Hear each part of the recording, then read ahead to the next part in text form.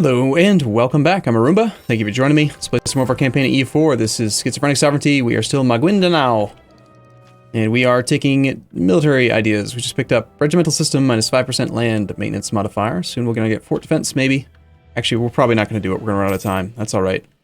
So, one of the very last things I could consider doing before we stop playing as this country is that idea I talked about a few episodes back. Just abandoning religious ideas and going for a second colonial idea group to really make this guy into a colonial power. Right now we are over our land force limit because I moved stuff around, costing me a ducat a month. That's unfortunate. How close to force limit are we? We've got 6 plus 2 plus 2 plus 1 plus 2 plus 10.79 times 1.2. Or 28.548 force limit. Yeah, I think it was when I took this 15 development province with a high development, or high autonomy, away from the nobles. Or not nobles, that wasn't what I did. Why did we suddenly lose force limit then? Oh, it was because I assigned the 2 to the clergy that weren't assigned to anybody. That cost me some of my development and force limit. Can't give land to the emirs. You know, we have no manpower anyway, and these guys are still trying to reinforce, so I'll just get rid of these 2. For now. That will help out. So we're making 6 ducats a month.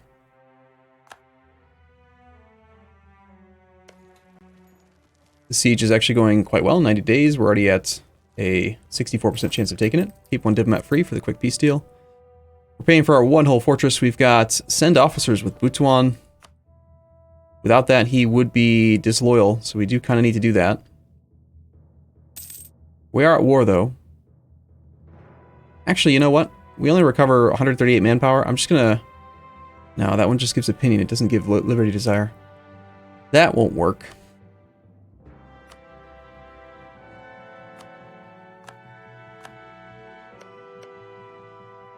That heavy still exists. I don't really want to fight it, though. I don't want to risk any of my transports getting sunk, so we'll just piece them out now.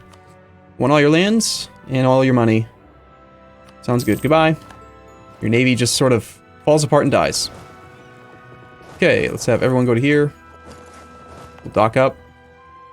I'm going to just raise autonomy here because I don't want to deal with rebels. Although this does cost us absolutism in this age, doesn't it? How are we doing on absolutism? We do have 8 so far. Okay, we're at peace. Let's lower autonomy over in our newly conquered land for the extra absolutism. And then, I mean, we have a large enough army, so I think that the AI will be able to deal with the rebels.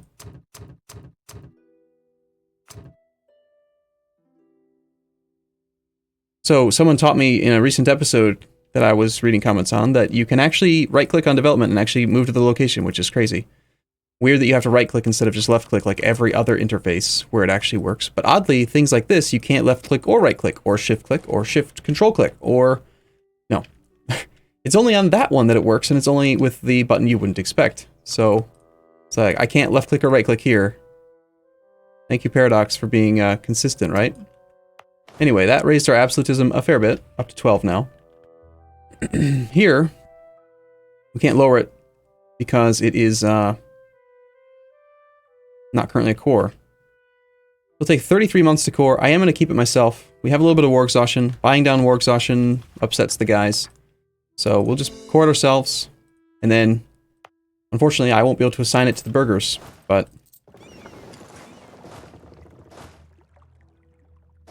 I'm kind of wishing I had more time as this country. Isn't that the story of my last, like, 100 years in this game? I always want to play the country I'm playing longer. You know what? Screw it. I'm going to raise autonomy here. Even though it's going to cost us some absolutism, we just gained it in other locations, so we've still had a net gain, and I don't want to have to defend this area. So we're going to try to hopefully help the AI out, and hopefully they will assign that to the burghers. Though I don't know that they're going to be smart enough to know that that Spice Islands benefit is huge. They can see that there's spices there, which does make this a pretty good province. That dock needs to die. Docks are dumb.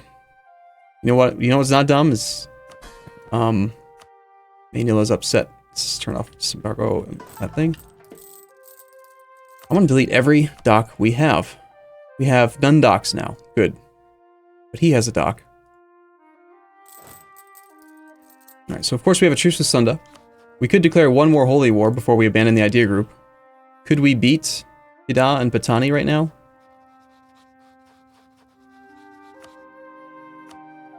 So Patani and Kida are two little one-province miners on tech 19, 18, and you are on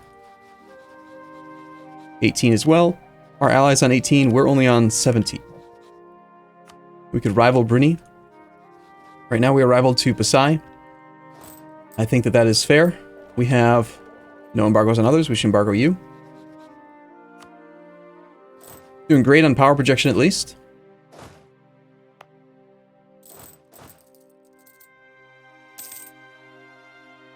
Gain some land force limit after getting that other province. Actually, no, after lowering autonomy. Also gain some naval force limit. Supply shear. Oh man, I love the supply in these provinces. That is amazing. 50 supply? Beautiful. Alright, so we've already maxed out relations with you. Any subjects that we can get royal marriages with that we don't have one yet? Manila. Let's re-up the royal marriage there. Who else? We've got the Alliance, royal marriage with Bruni, royal marriages with everyone. Okay. Maxed out with those guys.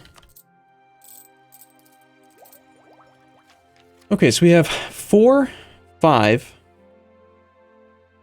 If I abandon this idea group, we will lose our finisher for now.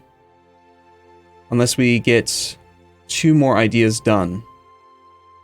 But if we take this one and then take colonization, the monarch points that we get from religious we can use on the next one, which should give us enough. So I think we're good. I'm going to do it. Religious is just a bad idea group for this country. So you may disagree with me, but I'm doing it. It's done. It's gone. Take expansion. We go colonist. That thing. Right back up to finished full ideas. Now we got 3 separate idea groups of all 3 monarch point categories. But we're doing relatively well on tech.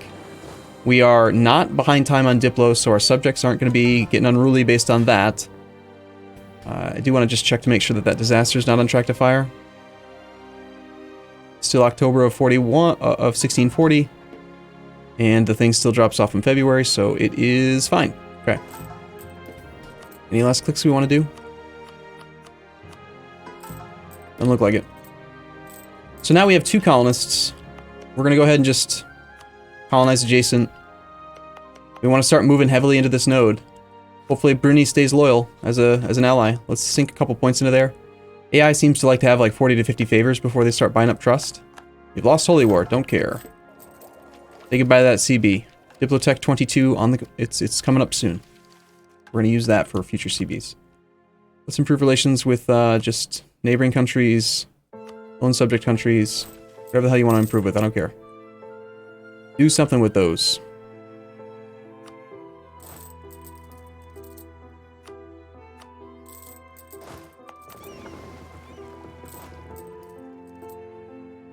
And our pirates are privateering, but not in the same stack. That's weird.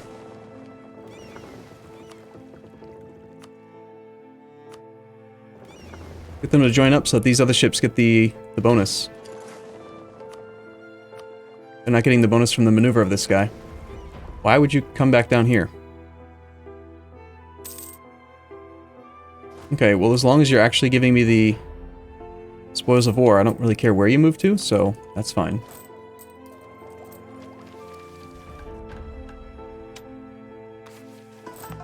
Okay, so we get a little bit more growth rate now that we don't have the no adjacent controlled. Our ally's probably not going to like this very much, but he can just deal with it.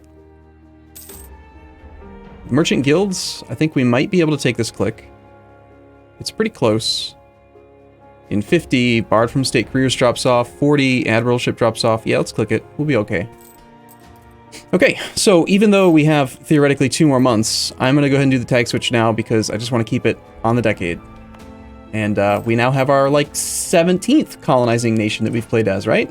So, alright, let's go ahead and do tag switch options, and we will tag switch now. We're now going to play as Portuguese Brazil. Really? Okay. Interesting. He is bordered by Tapuia. He is still a subject nation.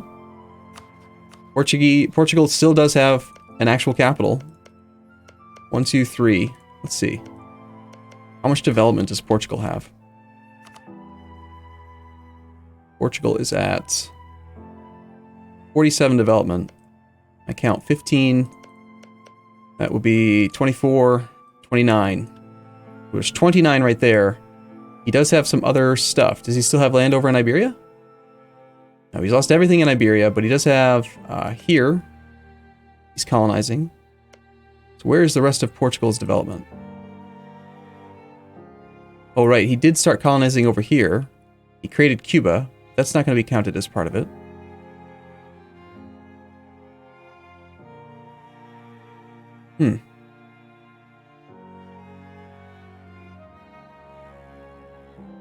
He has this one. That's 8. Okay, we found 8 of it. He did lose that one. Bay of Arguin? Yep. He's got that, but it's occupied by peasants. Okay, so that's probably all of his development. Man, 20.7% devastation? How long have they been occupied? It was occupied by rebels, Portuguese peasants in 1631. So 9 years ago. They've just been sitting on that. Alright, so the question is Portuguese Brazil dead? They've got 15, 16, 16 versus Tapuia's 18. Tapuia is allied with Tupinamba, and Tupinamba and Tapuia... Wait, they broke their alliance. Interesting. So they broke their alliance. Portuguese Brazil does have a ton of cores they could return. Are they dead? Are they, though? Are they really? Tapuia, how many armies do you have, sir?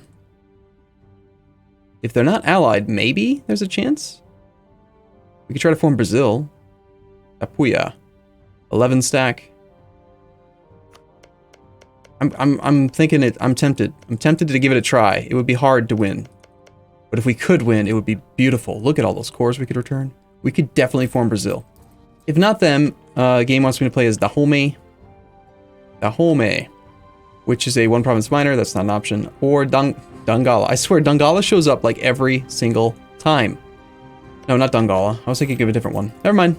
Alright, yeah, okay, fine. Let's give Portuguese Brazil a try. We can do it. But before we do that, let's take a look around the map a little bit. So, we've got this guy. I have got to do something about this game just not running well. Just 1 second. I'm going to try doing this. Diving back into the game. Diving back out. Resetting the capture. Diving back in.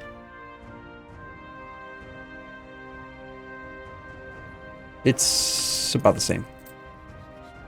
Nope, there it goes. Now it's good. Now it's good and clean. Feels a lot better. Anyway.